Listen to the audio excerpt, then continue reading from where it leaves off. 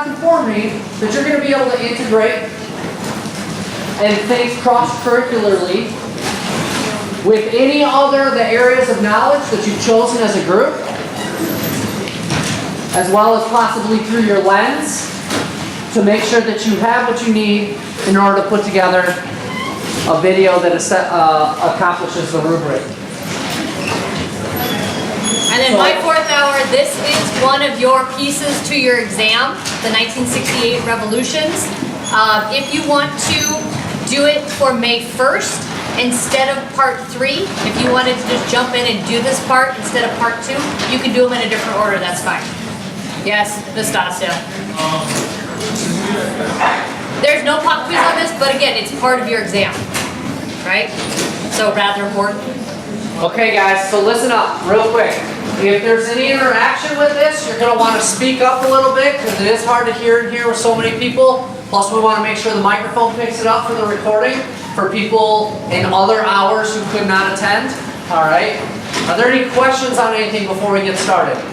Besides Nastasia, I don't want to have you talk to him anymore. Alright? You and I. I know. Okay. So, Casper. Up front then, please, mouth shut.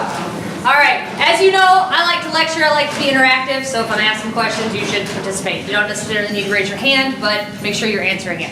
Alright, this is going to approach these 3 student-led reforms. Okay, so you're going to look at them through history, what happened, but you're going to be able to see similarities, you're going to be able to see differences, and that's kind of the main question that I'm asking you. I'll give you my thoughts at the end about whether I think these revolutions were really, truly fighting against conformity, whether they were actually the new normal, kind of like hipsters were totally breaking the norm 5 years ago, but now wearing beards and dressing like that is kind of the new normal, so it's not really non-conformist anymore, or if it was just a bunch of kids, spoiled rich kids at college acting up. All right, so we're going to jump in. I'm assuming you have some good 9th grade knowledge. In the 50s and 60s in the United States and in Europe especially, there was economic, social, and political conformity. Post-World War II, the United States and our allies in Europe had an economic boom. The United States was more wealthy than at any other time in its history. This wealth contributed to a lot of social conformity too. All right? If you were rich, you tended to be white. You tended to be male. And some of you came across the tiny boxes. We did that song last year where everyone went to college and everyone was on the golf course and then you went to summer camp and then you lived in a little house and everything was the same. That was a push in the United States. Europe was also seeing this. So there was prosperity in the western parts of the world.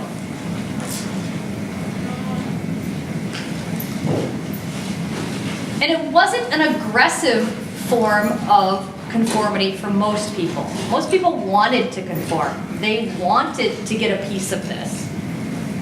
They wanted to live in the traditional, accepted 1950s and 60s style. So there's no national police forcing people to conform. This was a choice that many people made to conform to get a piece of the economic action. All right? So it was fitting in, wasn't required by any military group, any political group, but if you wanted to succeed, you had to fit in.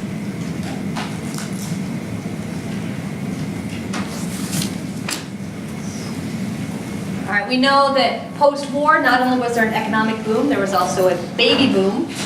So at this time period in history, we had a younger generation of 18 to 20-year-old kids who were starting to demonstrate non-conformist values.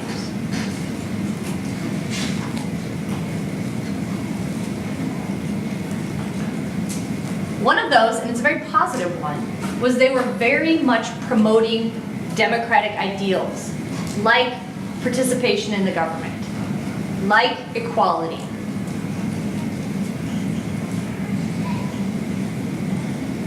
Ideas about liberty, equal treatment. They had a rejection of money being the base of all happiness.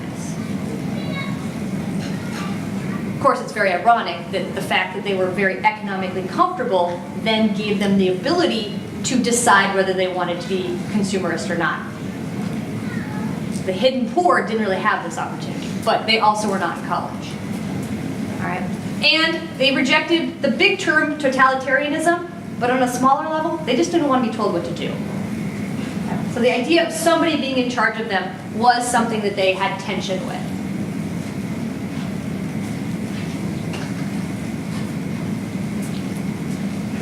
So this is the values. They were questioning kind of how society runs. They also questioned the government.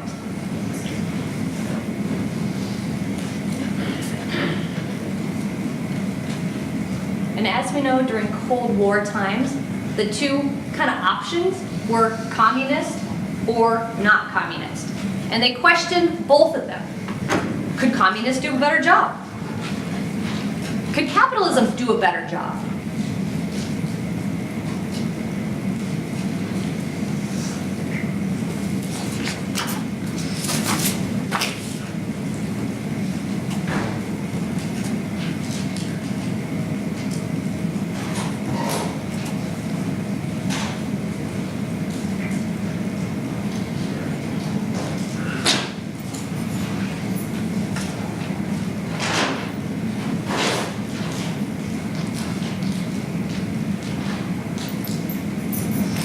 Good?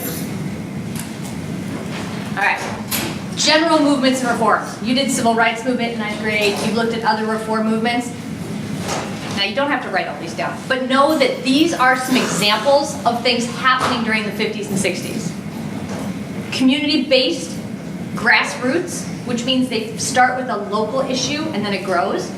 Of course, we have the counterculture, where people are rejecting the traditional norms and protesting against anything conformist. You have civil disobedience practiced by many different groups. You've got national and iconic international leaders.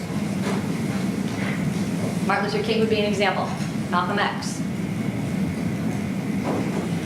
Last year in 9th grade, we learned about a lot of different movements. The beginning of the women's movements. We had Latino rights out in California, migrant rights, bilingual education, the AIM movement, the American Indian movement. All sorts of movements were happening. And violence was becoming a tactic that was acceptable as we moved through. All right, if you remember the civil rights movement, first it was marches. All right, and then Martin Luther King and Malcolm X both became more militant towards the end of their lives. So we had protests, but an acceptance of, if protesting and talking doesn't work, a demand for more immediate action. All right, students that we're going to talk about, copied, created, adapted. They were part of these movements. They're not brand new. They picked and chose. There's occupations that happen. Well, we first learned about occupations during the sit-ins at Woolworth's counter. All right, the civil rights movement. Different groups came together, merged. African Americans and whites sometimes worked together. Native Americans and college students sometimes worked together. There was a combining of movements, a combining of power. We're going to see that when groups in France, unions, join with the college students.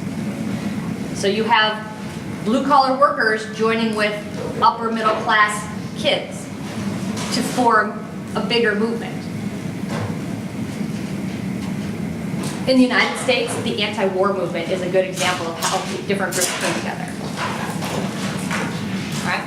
In addition, at the same time, groups are splitting apart. The civil rights movement in the United States splits apart. We have white SDS, the Students for Democratic Society, breaking away from more militant African American groups.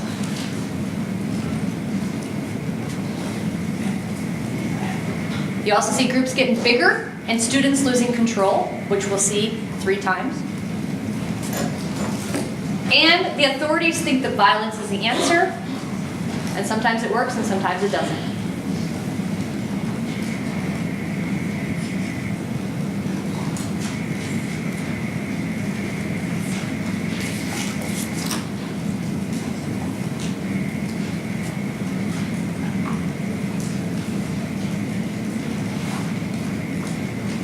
So right now, if you think back to that question while you're finishing up writing, was it conformity? Was it the new normal? Or was it just a bunch of kids acting up?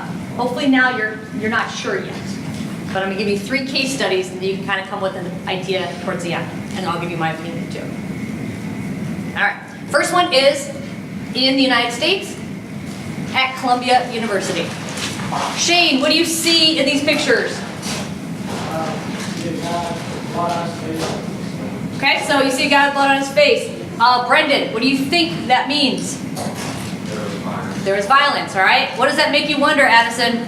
I wonder what caused the violence and which side was acting on. Okay. All right, let's look at the middle. What types of people, I know it's not very clear, what types of people do you see? What diverse groups? What do you see, Noah? Many different types. Okay, so what do you mean by that? Different types of? Races. Okay, so we see a black man. Do we see a lot of white people? Do you see men? Do you see men in suits? Do you see the guy who kind of looks like a scrub next to him? All right, he probably reflects more of the counterculture of the college student. You see a young woman in a shorter skirt. So you can see that there is a lot of diversity in this group. Their poster says, "To rebel is justified." And then to the left, you see some people up above a cop. The cop is pointedly ignoring them. That makes me wonder, like, he obviously knows they're there. They're not looking like they're being all that quiet. What is he doing? Why is he ignoring them? Is this acceptable behavior to sit up and maybe laugh at a cop? Maybe it's a new norm of how people interact. All right, so this happens in April and May, and we lead with this one because the Paris one comes in late May, and then the Mexico City one comes in the fall. So this is the first one. All right, first of all, who's involved? Students and faculty. Your teachers. Okay, we're not out of touch. But by the end, it grew to include a lot more people, especially community. If you don't know where Columbia University is, it's in New York City. Very, not urban, but it is in the city. It is an Ivy League school, so expensive and hard to get into. All right, what they wanted, and here's an example of how things start out local, grassroots. Remember, you're not writing down everything. Summarize it, put your own words. First of all, they wanted the right to protest on school grounds. Secondly, they wanted the kids who got in trouble for protesting to get out of trouble. Thirdly, there was this gym being built kind of in a park next to Harlem. And if you know the background, the demographics of Harlem, during this time period, Harlem is very black. But this gym was designed to not really give any access to the neighborhood kids. They had to come like through the basement back door if they wanted to come in, and they only had access to parts of it. So only the white, rich kids at Columbia really had access to this whole gym. And they actually called it Jim Crow at the end. When they protested against Jim Crow, so play on words. And last but not least, this represents the growing movement against the war in Vietnam, is the college kids didn't want their college to be doing any military research. They didn't want them researching Agent Orange or new missile technologies. They wanted this to be a positive educational facility, not learning how to kill people. So these are very local issues. These kids want to change their school. They want to be able to protest.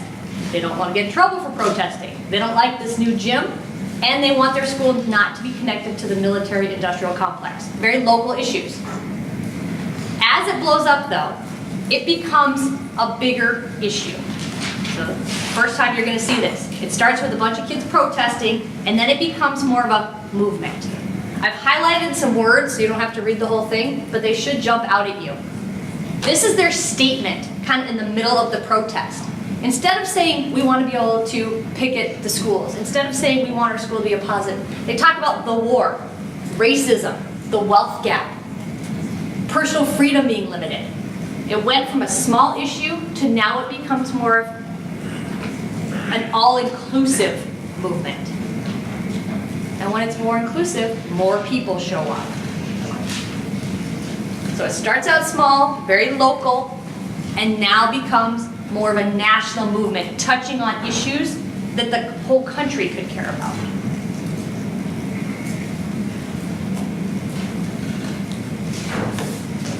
Again, do not write that whole thing at the bottom. When you're ready to move on, kind of look my way, and we'll move on.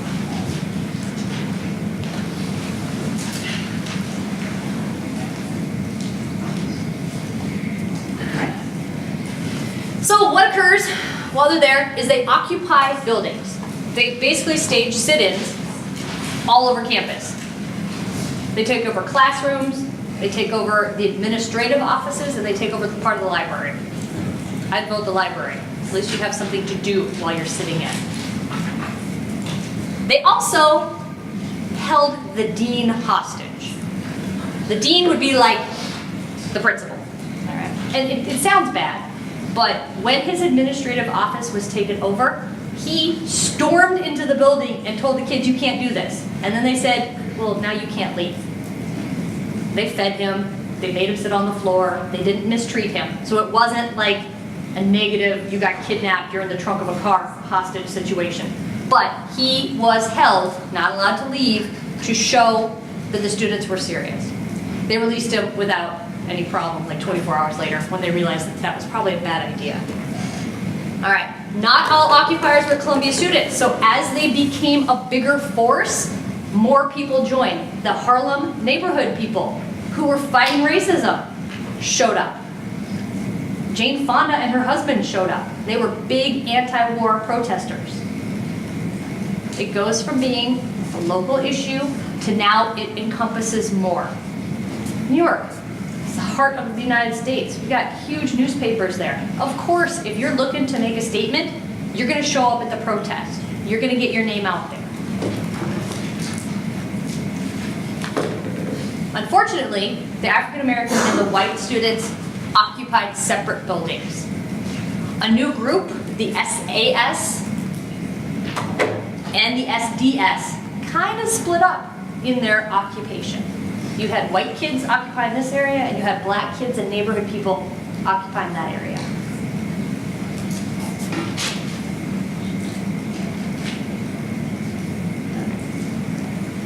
So what happened?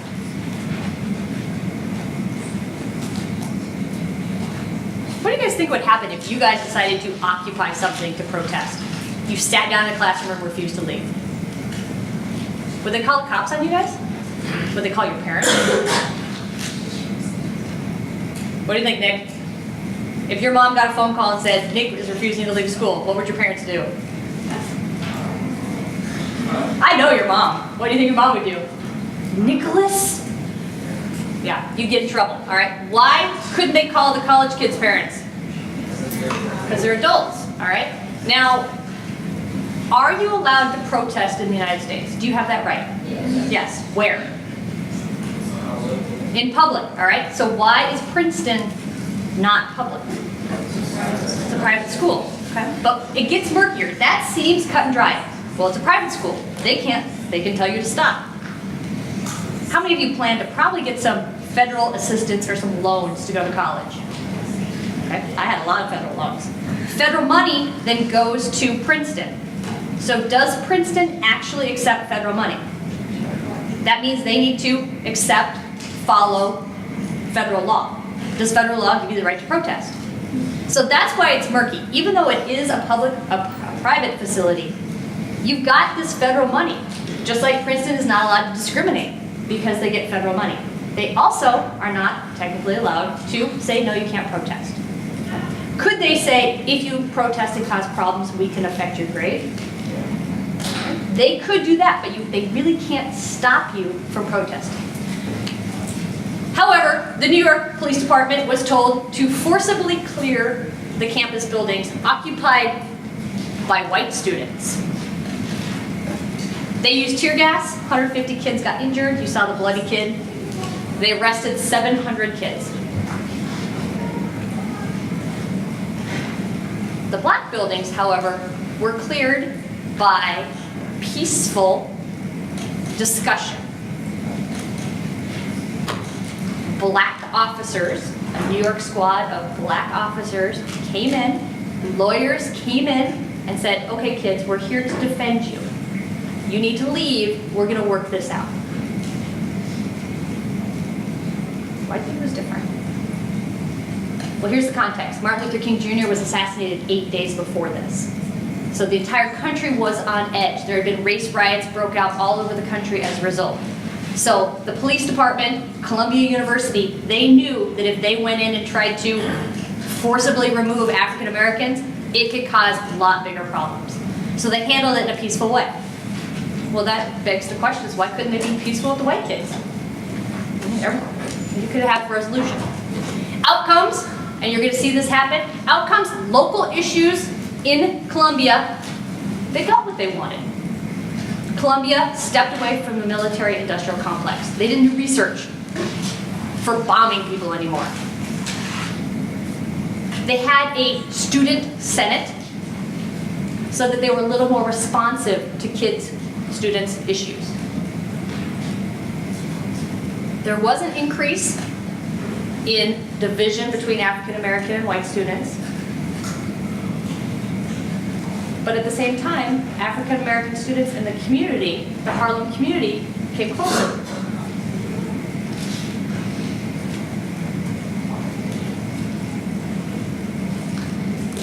And the last part talks about the new normal. This was one of the first major liberal occupations during this time period. It led to many more copies of this. My mom occupied a building at the University of Oregon. My mother, all right? But it meant that if you were a student and you wanted to protest, this is how you did it. So maybe Columbia was on the front edge of being nonconformist, but after this, people copied them, okay? So do you lose your nonconformist badge when you are copying what has been done by other people? Now you're conforming to how people non-conform, if that isn't confusing enough. All right, so local level, they kind of got what they wanted. Was the war ended? No. Was racism better? No. Was the wealth gap addressed? No. But the social issue, they started to protest and come up with ways that college kids can be involved. That changes the future.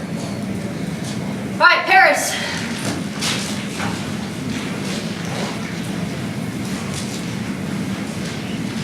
All right, you can see that this is more in a city. That's a city street with a bunch of cars that are overturned.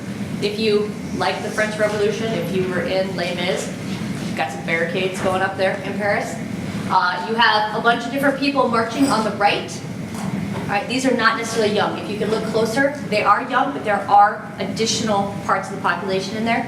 And then at the bottom, I just thought this was reminiscent of some recent pictures of the mall. This is the top of the Arc de Triomphe, which is the white, like, arch-looking thing in Paris. And this guy is waving a French flag, and that street is full of people, okay? So it's very well attended. Started with students, but it ended up being a whole movement for the country. All right, we ready? All right, what they want, a bunch of kids, university students, but then pretty much all of France participated. I didn't give you a number, I just said many, many. What did they want? Originally, the kids wanted to change their school.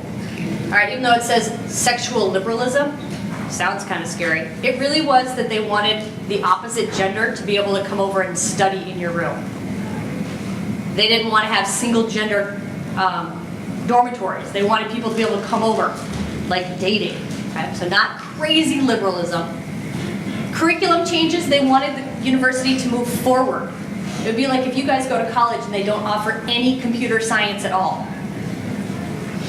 That's not what the future is. So they were looking to have their college help them prepare for a career. And then also anyone who protested should get out of trouble.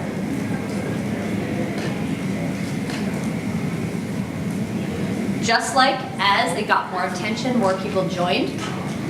Same thing happened in Paris. The bigger the group of protesters,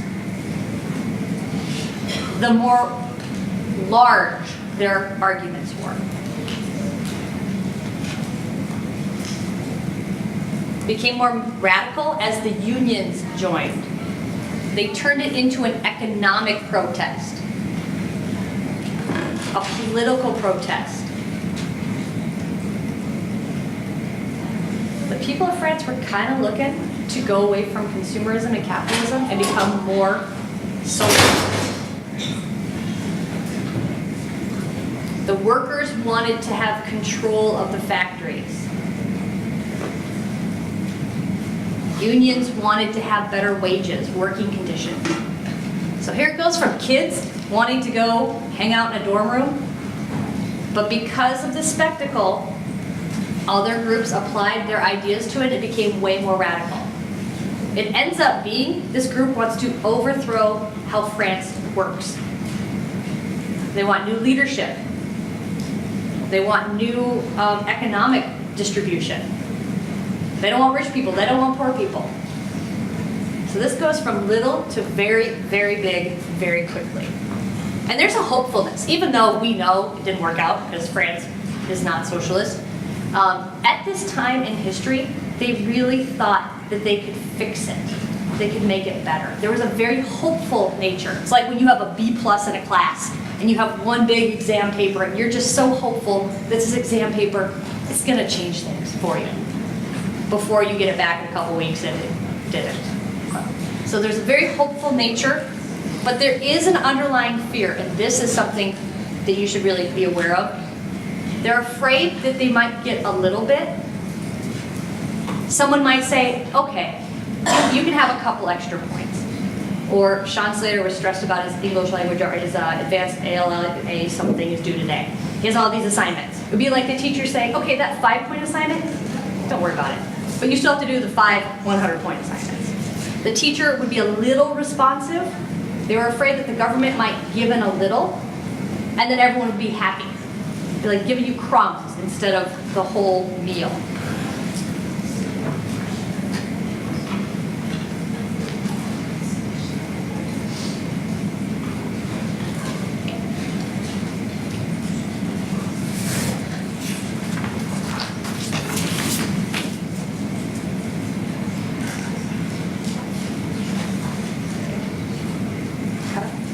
You guys good? Moving on? All right. Sam isn't necessarily the fastest one, so I'm kind of judging on when he's done, that everyone's done. All right, here we go. So, what did they use? They started protesting, but instead of protesting on a campus, they were protesting in the streets, and the police skirmished with them.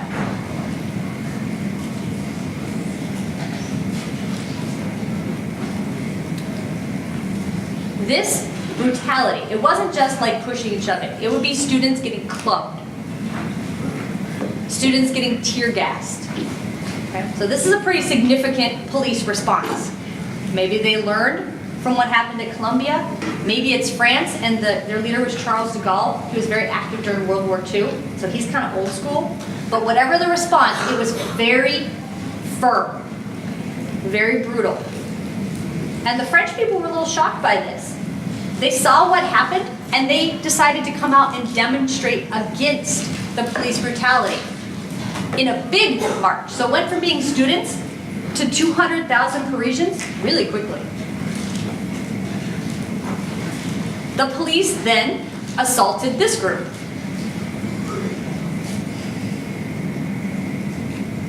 The pictures of the overturned cars came out of this protest on May 10th.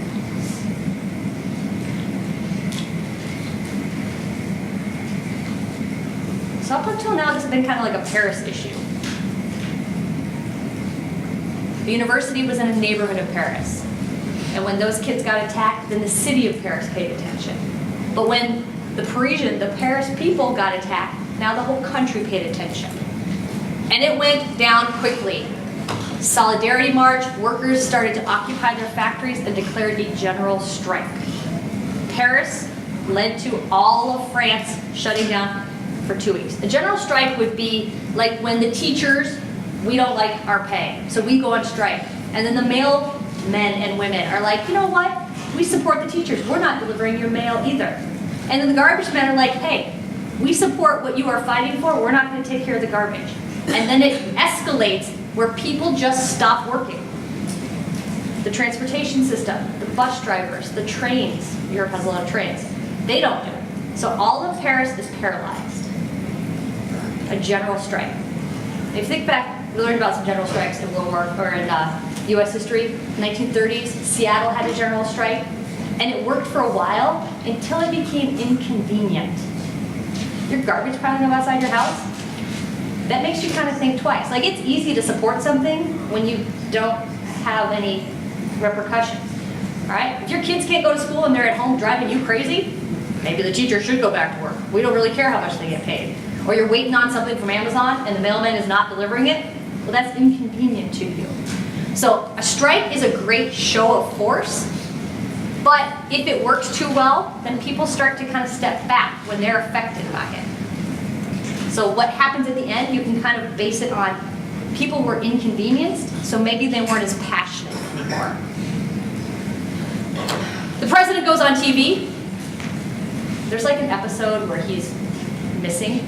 No one really knows where he is. He actually goes to Germany to hang out with his daughter. They think he's going to quit. They think that they're going to win. There's this moment of euphoria that, yes, this worked. And then he shows up and goes on TV and he's like, yeah, I'm not quitting. But he does promise a new election. He says, all right, if you're really unhappy and we really want change, I'll let you vote. Of course, he's kind of snarky about like, well, if the protesters don't stop you from voting, but he does promise a new vote. This is what the leaders before were afraid of. The president gave an inch, and then all those people that had been inconvenienced were like, okay, good, it's over. And people go back to work, and the government is seen as responsive.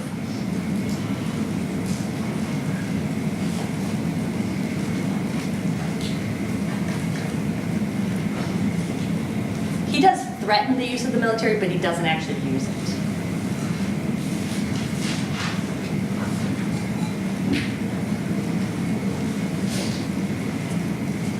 So the president gives in a little bit, and things get much, much better for him. What has changed? Nothing has changed.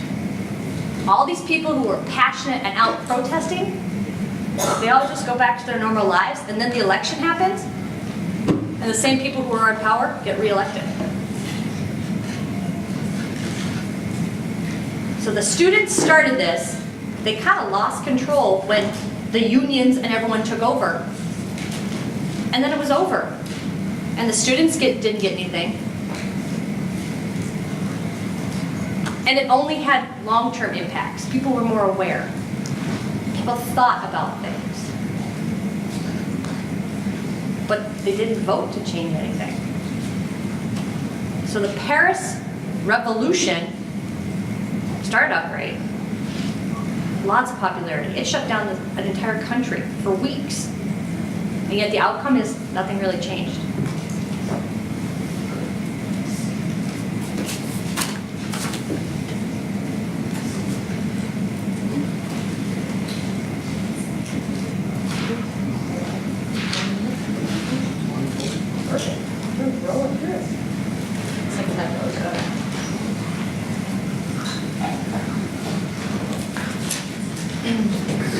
All right, Maya, you're going to look at the next pictures and similarities and differences.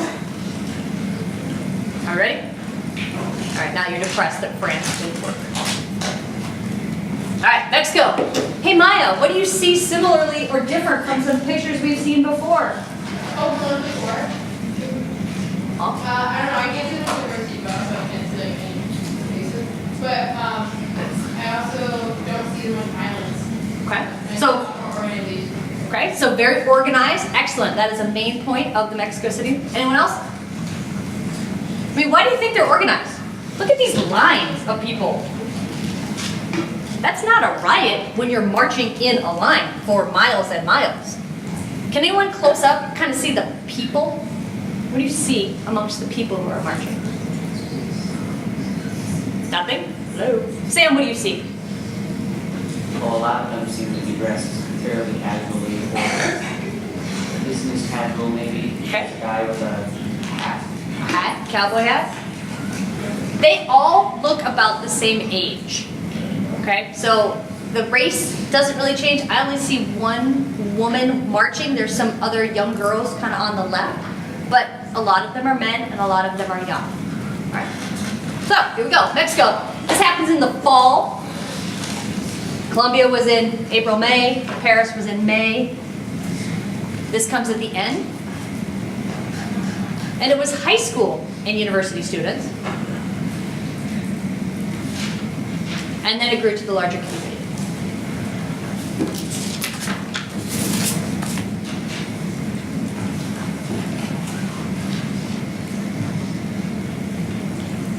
All right, and one added twist to this is that Mexico City was holding the Olympics in 1968. This is kind of similar to Rio, the Summer Olympics this summer. They had a lot of protests and strikes before. People are trying to draw attention to the problems because the global focus was on Mexico City. The global focus was supposed to be on Rio. We were supposed to be paying attention. Right? So they saw this as an opportunity to really kind of get their message out.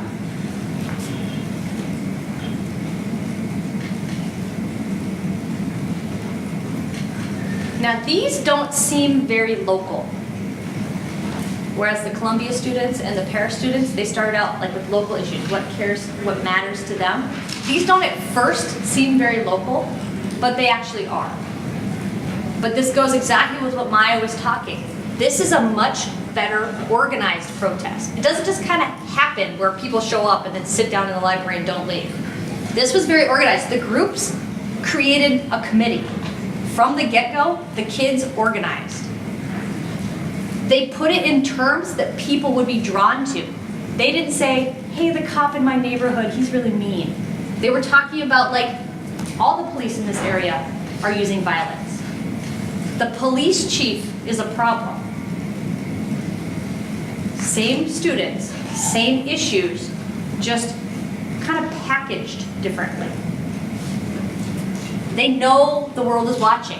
They gotta look good. They gotta make this look solid. They can't look stupid. They wanna look like they got their stuff together.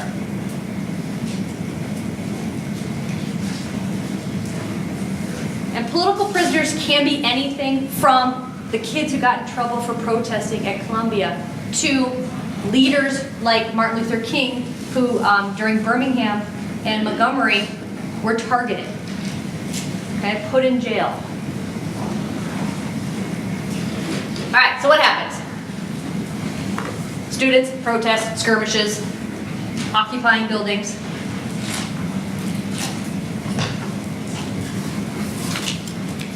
Barricades, if you like that kind of thing.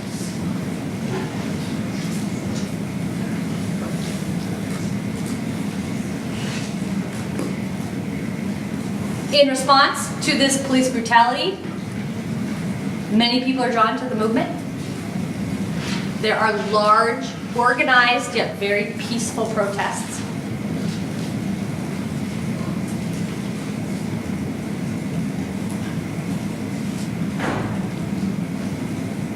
And the students in Mexico City learned from the failure of France.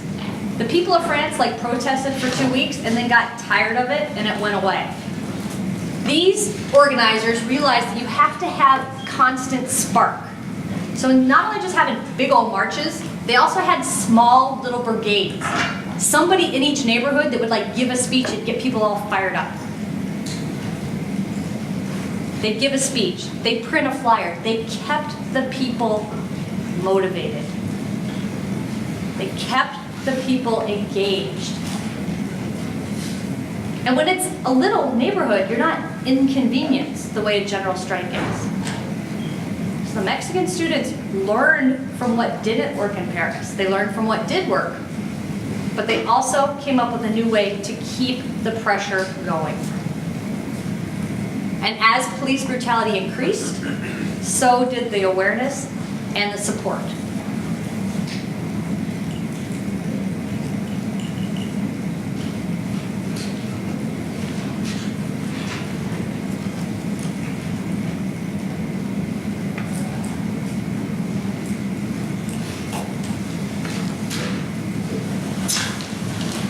so how did authority respond? Unfortunately, the authorities aren't paying attention to what works and doesn't work. They first held counter demonstrations. They tried to get supporters to come out and march for Mexico. And like 5 people showed up. Not really working. And usually, they'd have a support group, and then a whole bunch of the brigades would show up. And so their huge support of Mexico actually turns into another anti-conformity demonstration. And in this case, it's a little sadder. The violence continues to escalate. In Colombia, it was police, the New York City police. In Paris, it was the Paris police. In Mexico, it becomes the military. There's a demonstration in a neighborhood, I'm not going to even try to butcher that word, and the military fired into the neighborhood and killed hundreds and arrested thousands.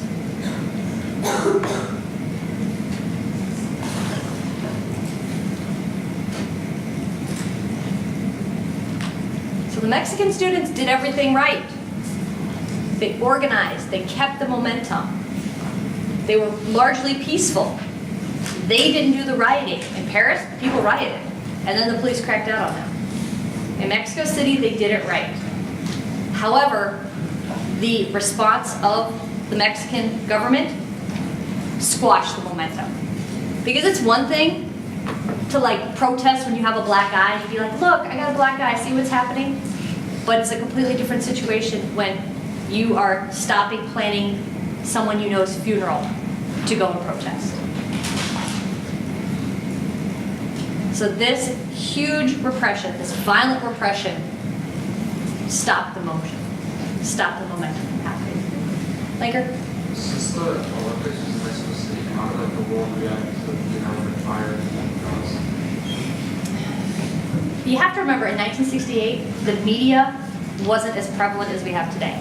Like, social media today can get the word out. The Mexican government cracked down on a lot of that information going out because they didn't want to look bad. I was going to say, especially in countries like Mexico at the time, when you didn't have a democratic media, so you just didn't have it. If they're willing to fire on their own people, they're more than willing to restrict the press. You're seeing the same thing right now in Venezuela, right? And remember, the United States, during this time period, had its own issues. We were very focused on Vietnam. We were very focused on what was happening. And in ninth grade history, you could see that all these things are happening around the world. Prague, I don't have Prague in here, but it kind of was happening at the same time. The kids were rebelling, and we promised that we'd help them. And then once the Soviets cracked down, the United States was like, yeah, we're busy. We can't really focus on this. So we may have seen it, but Americans, in my opinion, didn't really care. It's not us. We're not worried. Outcome? Pretty much same like Paris. Nothing really changed. I mean, some people's minds were changed. There was more awareness. But long term,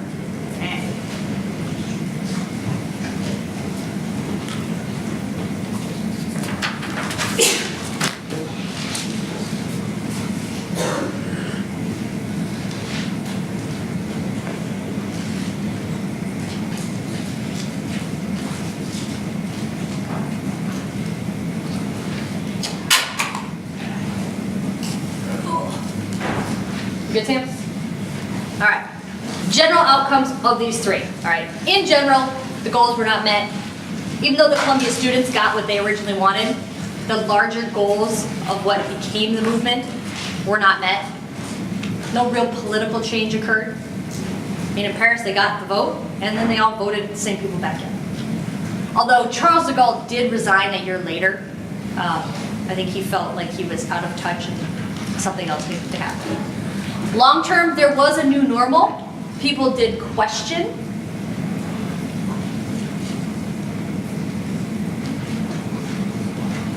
There was a political awareness. In the United States, the 70s were a great time of activism. The environmental movement, the women's movement, again, AIM, and all of those groups were very active. A lot of the students in Paris, a lot of the students in the United States grew up to be activists. They used it as kind of a training ground. I would say that's not the case in Mexico.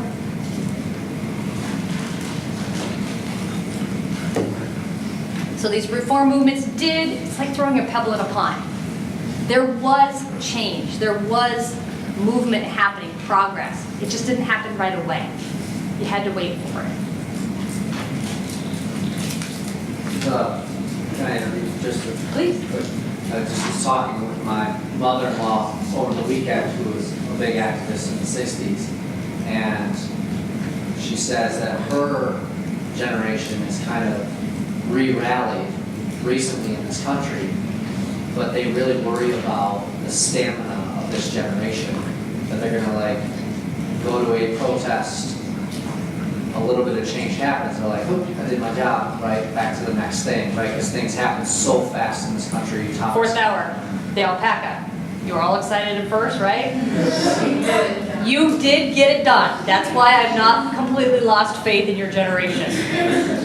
But there's a lot of people in her generation that are really encouraged by the idea that it's since November, you know, this has been 6 months of very political activism via social media and town halls and other things from several generations, that there's actually a kind of reawakening of that, people being more aware. I think it was dormant for a good couple decades. Well, I can say my mom. I mean, my mom was a crazy university kid, occupied buildings, and I mean, she's prevalent on Facebook. I have to sometimes not pay attention to her, but she has signed up to be an elector in the state of Washington.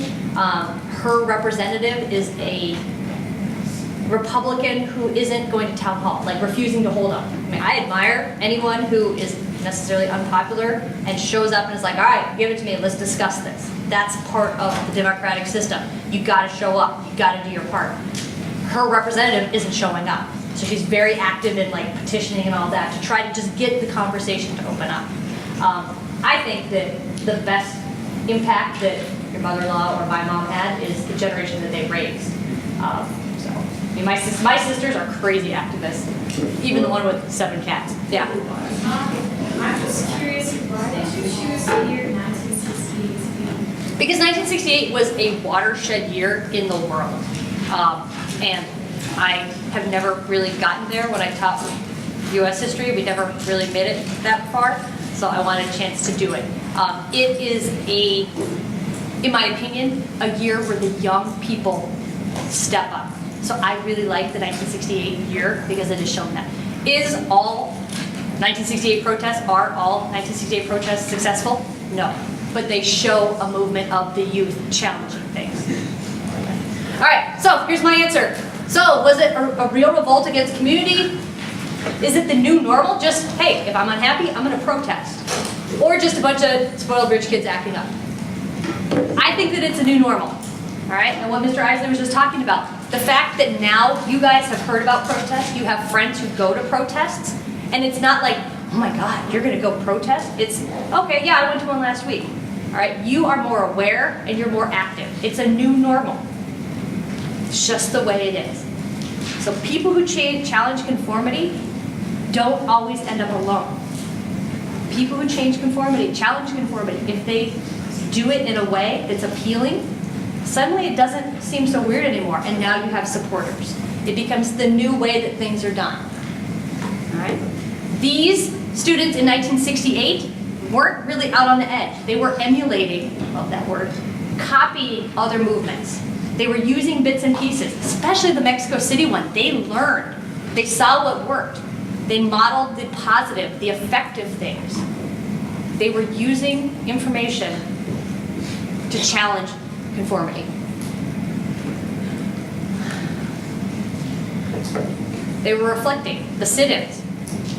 Civil rights movement had a great time with those. I mean, they were very effective in making local change. Fine, I'm going to sit at this counter until you serve me. You're not going to serve me, you're going to lose money. Okay, Montgomery bus boycott. The fact that they weren't giving in, the African Americans were not riding the buses. Economic pressure is going to eventually change things.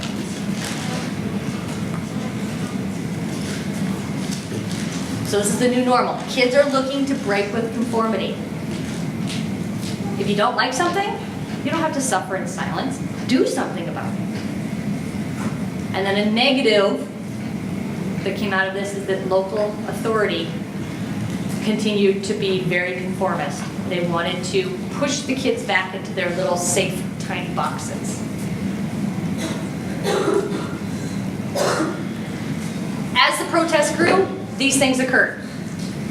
This became the new normal. More people were aware. More people were participating. More demands. And the authoritarian response also escalated. So you can apply this to today. There's more awareness. There's more participation. Demands are changing. Let's hope in the United States that there is not a significant authoritarian response. Do you think that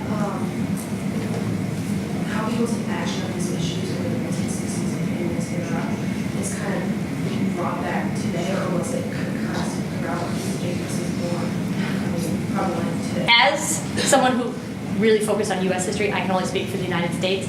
I think the 60s and 70s, his mother-in-law and my mom, they started having kids, all right? They started having families, and your priorities change when you now want to protect your kids more than you want to go demonstrate for your right to, I don't know, wear a dress versus the pants, or wear pants versus, like my mom didn't get to wear pants to school ever.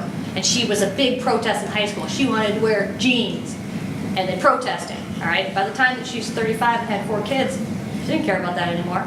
So in the 80s, I feel like there was a dampening down of the protest movements. The 90s, when I grew up, I mean, the AIDS movement, like trying to get awareness was a big one, but I can't think of really of any other ones.